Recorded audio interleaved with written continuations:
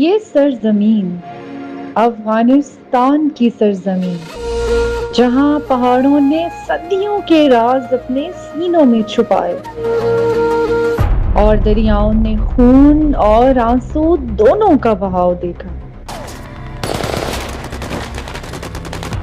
یہ وہ دھرتی ہے جسے کبھی آریانہ کہا گیا، کبھی خراسان اور کبھی جنگوں کا میدان۔ یہاں کبھی سکندر اعظم کے قدم پڑے، کبھی ایران اور ہند کے بادشاہ چھا گئے، اور کبھی مسلمان فاتحین نے اسلام کا پرچم بلند کیا۔ لیکن افسوس، اس زمین نے سکون کم اور جنگ زیادہ دیکھی۔ جب برصغیر غلامی کی زنجیروں میں جکڑا ہوا تھا، مسلمان اپنی پہچان کھونے سے ڈرنے لگے۔ محمد علی جناح نے آواز بلند کی اور 14 اگست 1947 کو پاکستان وجود میں آیا۔ یہ آزادی صرف زمین کا ٹکڑا نہیں تھی، بلکہ دین، ایمان اور شناخت کی حفاظت تھی۔ افغانستان کے شہر، جن میں کابل،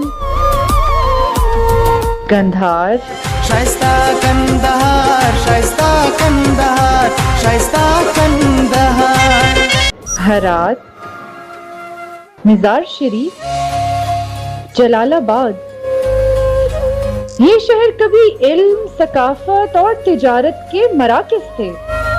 یہاں مسجدوں کے میناروں سے اذانیں گونجتی تھیں اور بازاروں میں زندگی رواں دواں تھی۔ لیکن پھر گولیوں کی گن خرچ نے ان آوازوں کو ہمیشہ کے لیے دبا دیا۔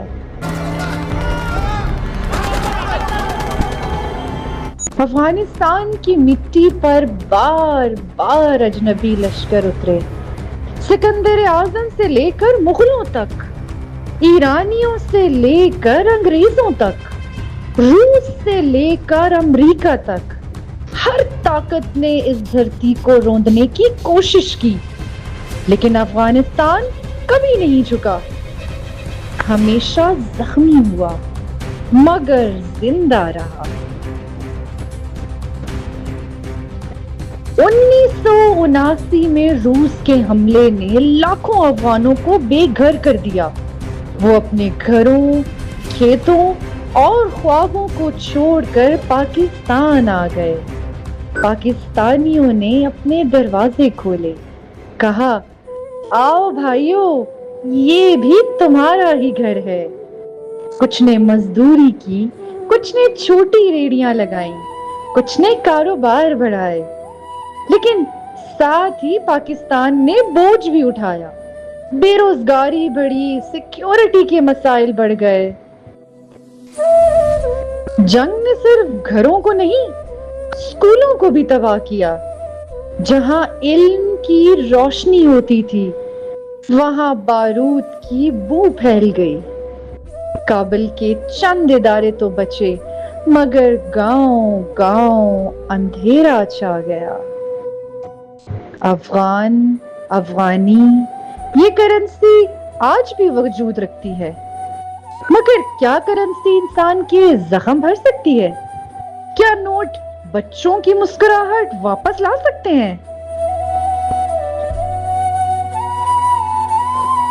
پاکستان نے دہائیوں تک افغانوں کو پناہ دی، لیکن وقت کے ساتھ ساتھ مسائل بڑھتے گئے۔